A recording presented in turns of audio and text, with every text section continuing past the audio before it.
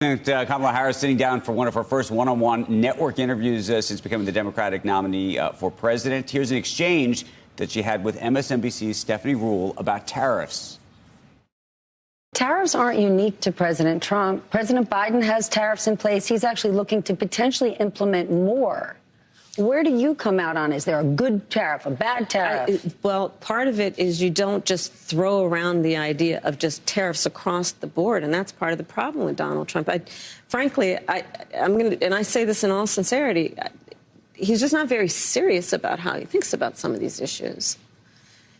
And one must be serious and have a plan, and a real plan that's not just about some talking point ending in an exclamation at a political rally, but actually putting the thought into what will be the return on the investment and what will be the economic impact on everyday people.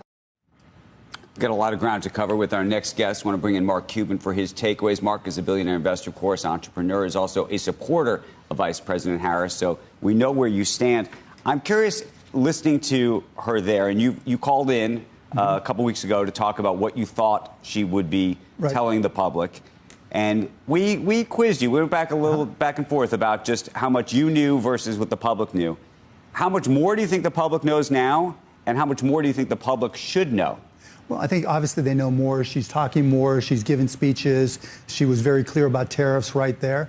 And she's got 40 days to communicate other things. Remember, think of this as a business and she's the CEO. She went from lack of favorability, lack of awareness, and way behind Donald Trump, right, to here we are 50 days later from where she started. She's at worst tied, right? People on her economic policy, she was behind Trump 25%. Now she's behind 11%. So she's making progress. And if she just continues along that trend, the trend is her friend, it means she's doing the right things. And so she'll keep on communicating new ideas, new elements. She was a lot more specific on tariffs and where she stands. The difference between her and Donald Trump, to her point, Donald Trump will say what fits to the audience.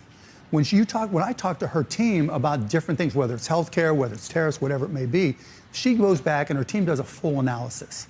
She doesn't just say yes or no. They really dig into what she said. What's the impact? But there is a critique that actually she will say whatever the audience wants, right? I mean, we look at the tipping, the tipping thing that took place in she steals talking points.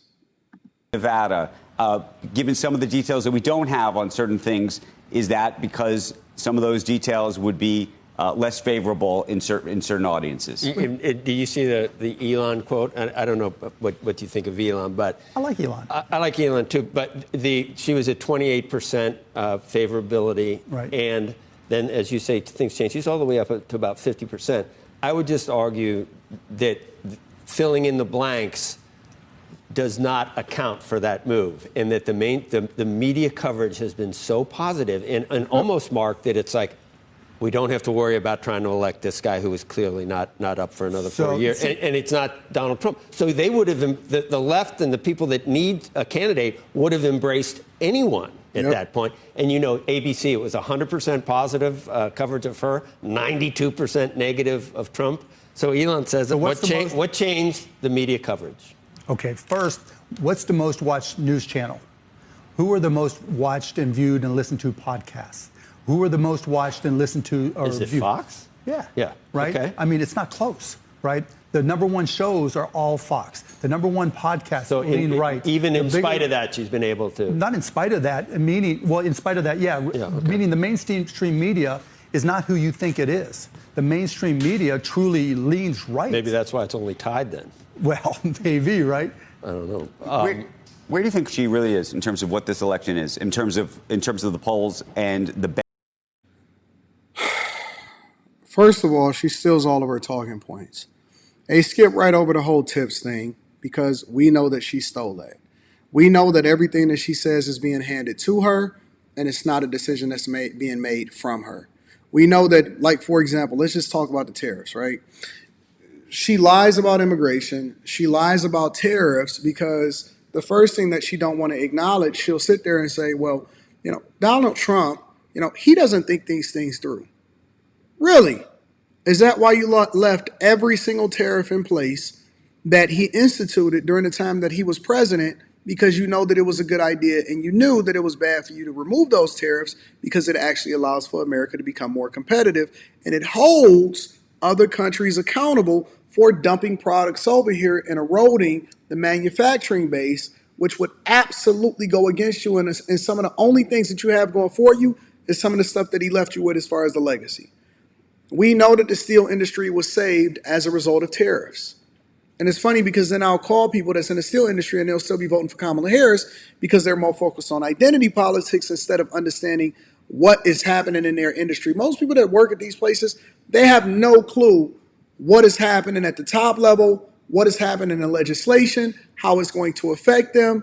They're all based off of emotion and feeling, and she is getting so much favorable coverage. And so, for example, even if they say, well, Fox News is the most watched, yeah, but when you combine CNN, ABC, NBC, and all of these other platforms that's giving her favorable coverage and then covering Trump at 92% in the negativity rate, what do you think that that's going to do? So all of these points are moot. I don't care who these people are that comes up here and spew this nonsense. They're all biased. They all have an interest in seeing her become successful and become president because they're going to benefit as a result of it. Betting? Do you look more at betting sites? No, what do you look look at? Like, I'm an investor in Polymarket, right? Okay. Through a fund, and U.S. citizens can't bet on there, right? So it's kind of a meaningless number. Now, predicted, I haven't really followed, so I don't know. Right. I was, we've disagreed on things. We go back and forth sometimes on Twitter. I just think I don't know whether it's good or bad that there are half the people that under no circumstances, no matter what, would ever vote for Donald Trump. Yep. Can you imagine why?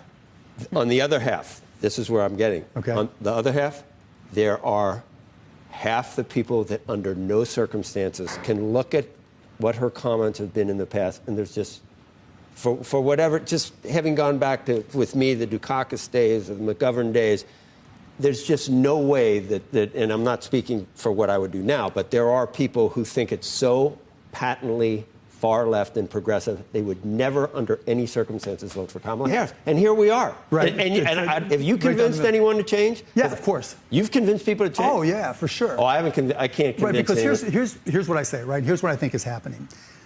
She's learned, all of politics has learned from Donald Trump over the last 10 years. The way politics were done pre-2016 versus now is night and day difference. Not so much in the Democratic Party up until Kamala Harris. She learned what he did. He took over the Republican Party. The way the Republicans were in 2015 is nothing like they are in 2024. Now the Republican Party has basically become the family business. Kamala Harris has learned from that. She's basically taken over the Democratic Party. That does not sound like a good thing, Mark. It may or may not be, right? But it's a reality, right? In order to win, she said yesterday, she's not an ideologue. She's open to all ideas from everybody, from business, whoever. That's important. That's the difference. And when you listen to her talk, we talked about Donald Trump. Her team really does vet, even if it's no tax on tips. They vet the whole thing, and it's very considered. But when Bernie Sanders said she'll say anything, did the rest of the Democratic Party just go, "You idiot, shut up"? What are you doing? Because he said she'll move to the center, but she still holds dear all the things he holds dear. Have you seen her talk to or about or with Elizabeth Warren or Bernie Sanders? That could be calculated too, Mark. It could be calculated. That's right. It wouldn't be a bad move. But it'd be a great move. Here's the real key. This is what he's really describing, but he don't want to say it out loud. She's a chameleon. She's a chameleon. She flip-flops. Fracking, no fracking. We know that the issues that mean the most to Americans, those are the things that she's not really speaking about. Those are not the things that she's being forthcoming about. Those are the things that she's not being honest about.